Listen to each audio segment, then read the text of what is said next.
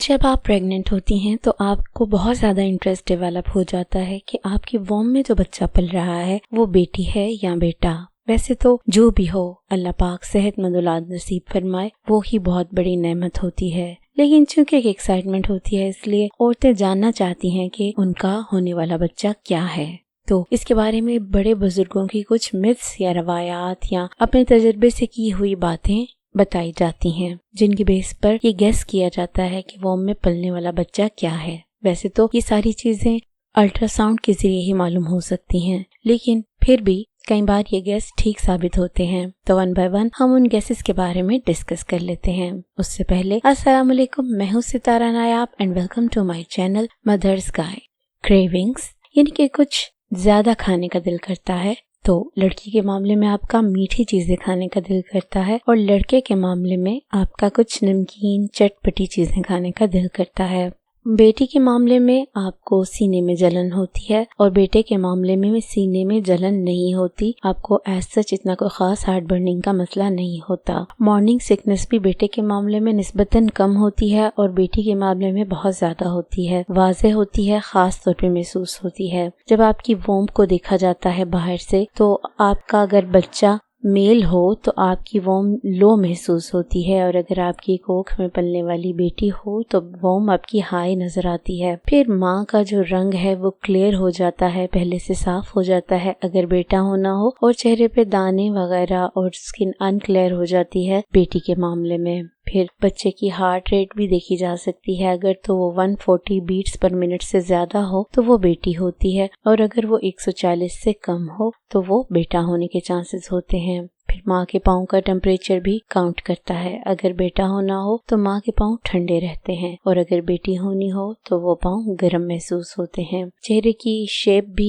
بیٹی کی دفعہ راؤنڈ ہو جاتی ہے اور بیٹے کی دفعہ تھوڑی چپٹی یا پتلی ہو جاتی ہے۔ بامپ شیپ بھی اگر دیکھی جائے تو عورت کا جو پیٹ ہے بیٹی کی دفعہ پھیل جاتا ہے، چوڑا ہو جاتا ہے، اور بیٹے کی دفعہ وہ تھوڑا تکونا سا یا لمبا یا نیرو ٹائپ ہو جاتا ہے۔ پھر پریگننسی برین کا مطلب یہ ہے کہ ماں کے دماغ کی حالت اگر بیٹی ہونی ہو تو وہ الرٹ رہتی ہے، اور اگر بیٹا ہونا ہو تو وہ کنفیوزڈ سی، کلمزی سی رہتی ہے۔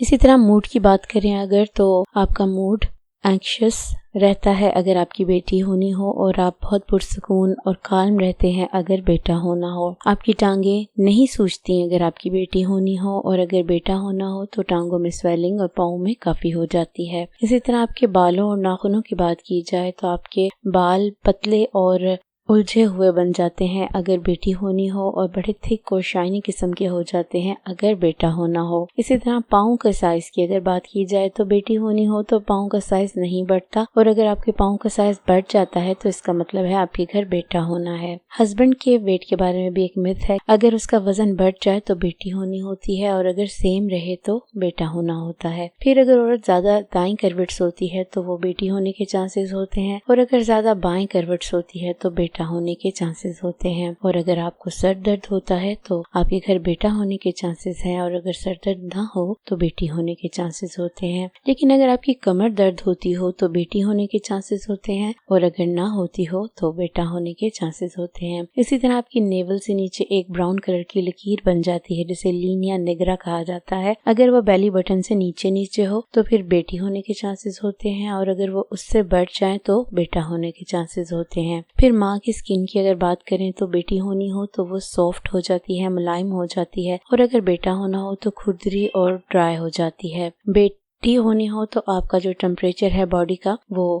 وارم ہو جاتا ہے، اور اگر بیٹا ہونا ہو تو آپ کا جسم کا ٹمپریچر زیادہ تر ٹھنڈا رہتا ہے۔ اسی طرح اگر بریسٹ کے سائز کی بات کریں تو اگر بیٹا ہونا ہو تو آپ کی بریسٹ بھاری ہو جاتی ہے، بڑی ہو جاتی ہے، لیکن اگر بیٹی ہونی ہو تو وہ باڈی کے مطابق ہی گرو کرتی ہے، یعنی جتنی بیلی گرو ہوتی ہے اتنی ہی آپ کی بریسٹ گرو ہوتی ہے۔ پھر ویٹ گین کی اگر بات کریں تو بیٹی کی دفعہ آپ کا سارا جسم گول مٹول ہو جاتا ہے، اور اگر بیٹا ہونا ہو تو پھر صرف آپ کی بیلی ہی بڑھتی ہے۔ یہ تھی وہ تمام myths جو ایک بیٹی ہونے سے اور یا بیٹا ہونے سے ریلیٹڈ ہوتی ہیں۔ اگر آپ پریگننٹ ہیں یا آپ نے پریگننسی ایکسپیرینس کی ہے تو بتائیے کہ یہ myths آپ کے معاملے میں کس قدر ٹھیک ثابت ہوئیں اور کس قدر غلط ثابت ہوئیں۔ اپنے کمنٹ کے ذریعے مجھے ضرور بتائیے گا، اور اس کو پریگننٹ عورتوں کے ساتھ ضرور شیئر کیجیے گا۔